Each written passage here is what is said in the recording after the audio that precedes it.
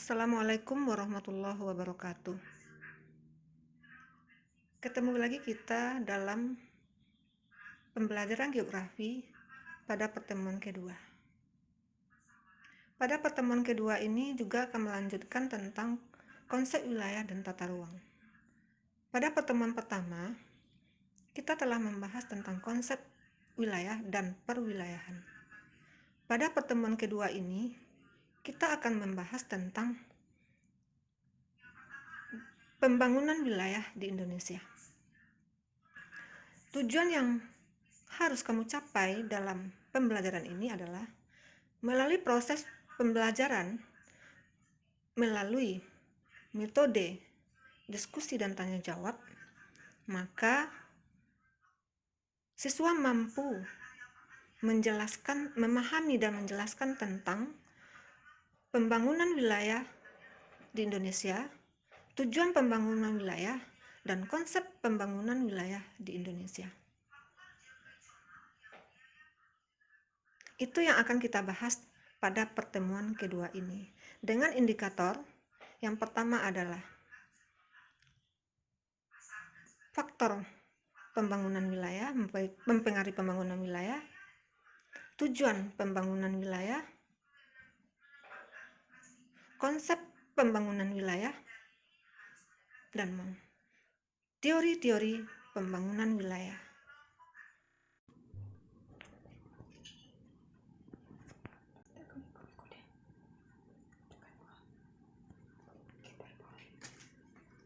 Pembangunan wilayah. Ada 3 potensi, yaitu perubahan, potensi, dan tujuan dalam pelaksanaan pembangunan wilayah. Perubahan yaitu masalah keadaan alam atau fisik. Misalnya wilayah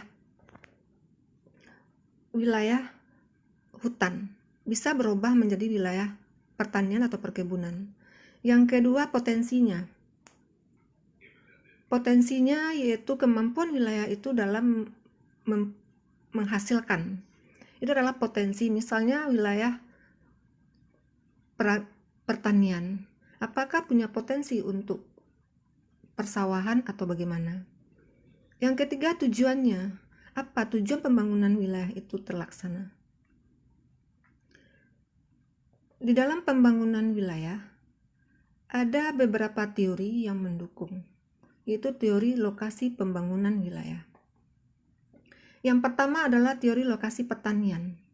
Maksudnya, itu menganalisis karakteristik fisik dan posisi yang relatif terhadap pasar dan faktor teori lokasi pertanian itu sendiri. Jadi, teori ini mengatakan bahwa untuk melaksanakan areal pertanian harus kita analisis dulu karakteristiknya. Apakah mampu wilayah itu jadikan area pertanian atau bagaimana? Yang kedua adalah teori lokasi industri, yaitu faktor regional yang biaya produksi tergantung pada tempat. Yang kedua yaitu faktor aglomerasi, yaitu dipengaruhi oleh pusat, yaitu perbankan, sekolah, pasar, dan sebagainya. Faktor regional ini maksudnya yaitu biaya yang dikeluarkan untuk menempatkan lokasi pada suatu tempat. Dan ini harus menekan biaya yang paling rendah.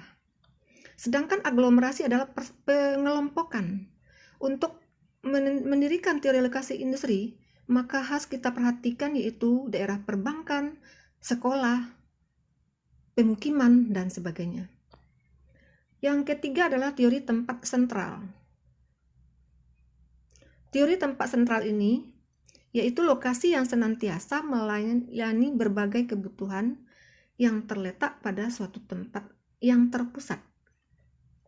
Teori ini dibagi kepada beberapa hierarki. Yang pertama, hierarki 3 atau K3. Maksudnya, pusat hanya sepertiga wilayah yang ada di sekitarnya terpengaruh oleh pusat itu sendiri. Hanya sepertiga wilayah sekitarnya. Perhatikan gambar ini. Itu adalah gambar hierarki 1 atau K3. Yang kedua, hierarki 4 atau K4. setengah dari daerah sekitarnya dipengaruhi oleh daerah pusat atau daerah sentral. Berarti daerah sentral sudah mampu mempengaruhi daerah sekitarnya. Yang ketiga, hierarki 7. Semua wilayah di sekitarnya dipengaruhi oleh pusat. Dan ini yang dikatakan dengan teori tempat sentral. Yang keempat, teori kerucut permintaan. Yaitu suatu industri memiliki lokasi yang optimal jika industri dapat menguasai wilayah pemasaran yang luas. Yaitu apabila banyak permintaan, maka teori kerucut permintaan lebih bagus. Ini adalah berkaitan dengan pemasaran. Yang kelima, teori kutub pertumbuhan. Pertumbuhan yang muncul tidak bersamaan dan memiliki hasil atau pengaruh yang berbeda. Teori kutub pertumbuhan ini maksudnya wilayah itu tidak sama pertumbuhannya, tergantung kepada potensi wilayah, sehingga dipengaruhi dan terpengaruh oleh hal-hal yang berbeda. Yang keenam, teori kutub pembangunan. Ini berkaitan dengan pembangunan suatu wilayah. Sebagai contoh, wilayah pusat industri misalnya. Lokasi industri ini berkaitan dengan kemakmuran dan juga tingkat ekonomi masyarakat di sekitarnya. Jadi teori kutub pembangunan ini ditekankan kepada kemakmuran dan pasar dan juga tenaga kerja. Berikut yaitu konsep pembangunan wilayah.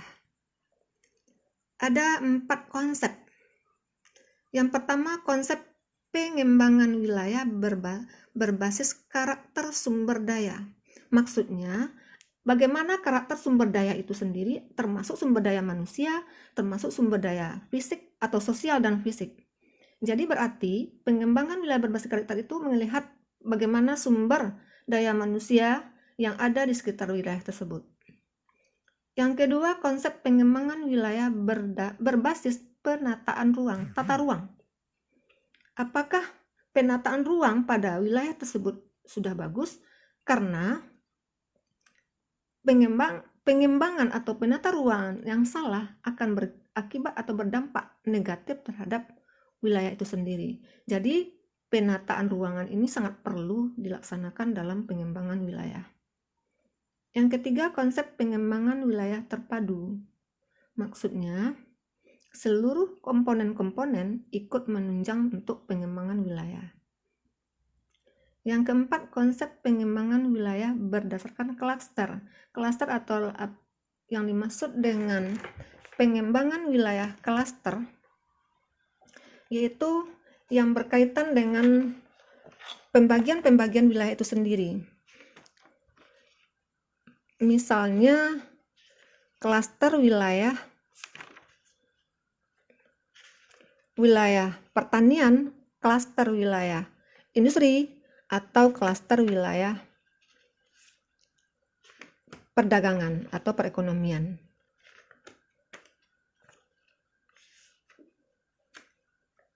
Selanjutnya, faktor penentu pembangunan wilayah. Faktor penentu pengembangan wilayah ada 4. Yang pertama adalah kualitas tenaga kerja dan akses lokasi. Maksudnya, apakah tenaga kerja yang ada di situ mempunyai kualitas yang baik? Dan bagaimana mengakses ke lokasi itu? Apakah jalur transportasinya sangat baik? Yang kedua adalah pengembangan institusi ekonomi yang baik. Maksudnya, dalam sistem perekonomian harus ada pengembangan wilayah ekonomi. Maksudnya, apakah perdagangan atau apakah itu pertanian dan sebagainya. Yang ketiga, keunggulan daerah. Apa keunggulan daerah itu sendiri? Misalnya daerah kita, keunggulan daerah kita adalah daerah pertanian, maka itu merupakan faktor penentu bagus atau tidaknya pembangunan pada suatu wilayah.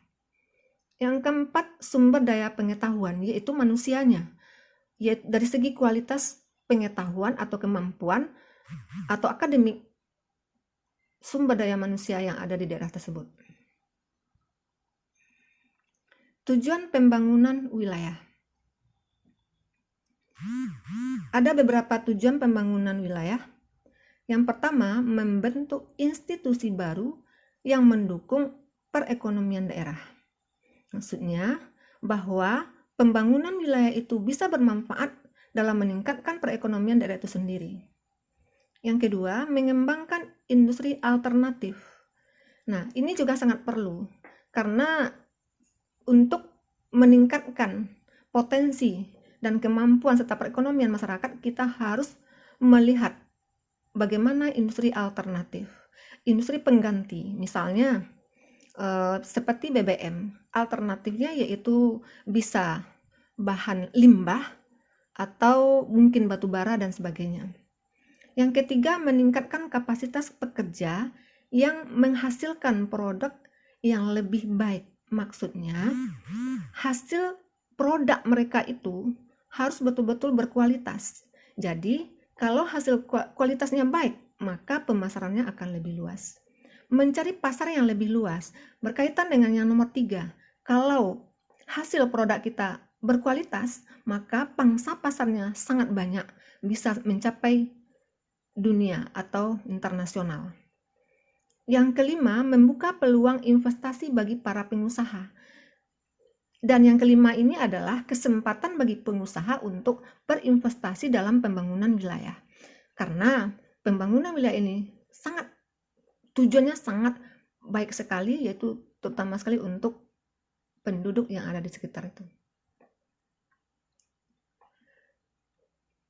Wilayah pembangunan di Indonesia ada 7.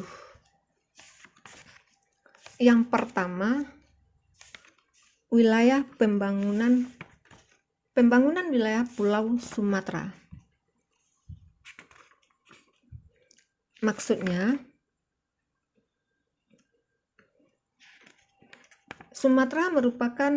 Pulau Sumatera merupakan atau salah satu pintu gerbang Indonesia dalam perdagangan internasional dan juga lumbung energi nasional.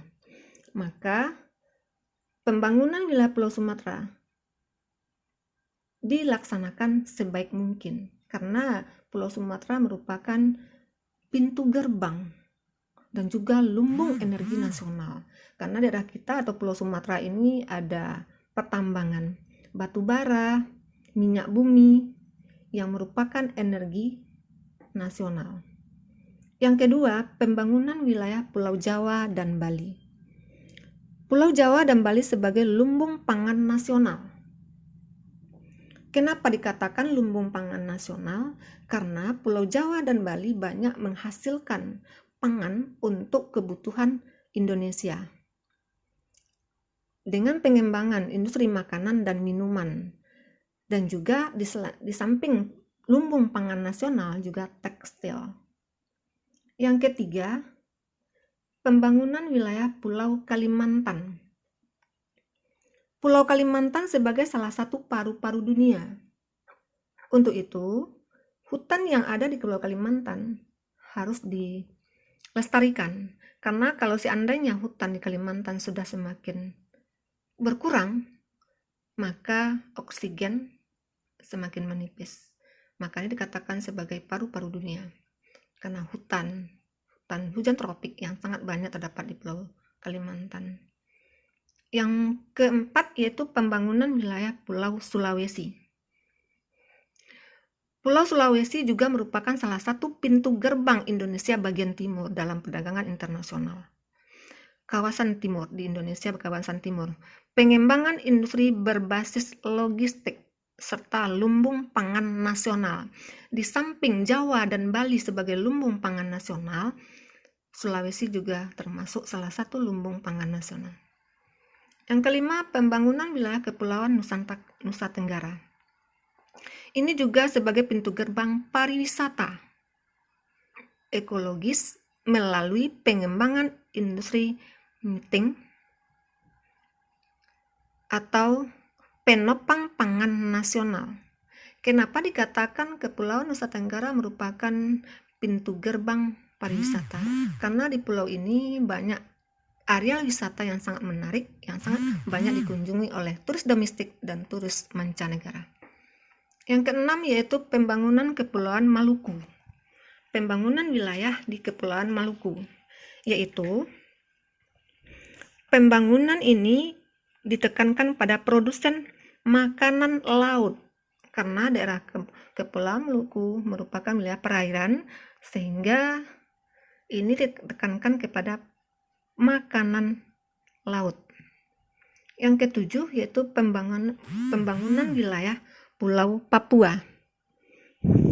Pulau Papua merupakan wilayah pengembangan industri komoditis, padi atau lumbung pangan juga, selain padi juga jagung. Itu merupakan wilayah pembangunan di Indonesia, ada 7, dan nanti pembangunan wilayah ini bisa dikembangkan ke seluruh wilayah yang ada di daerah tersebut.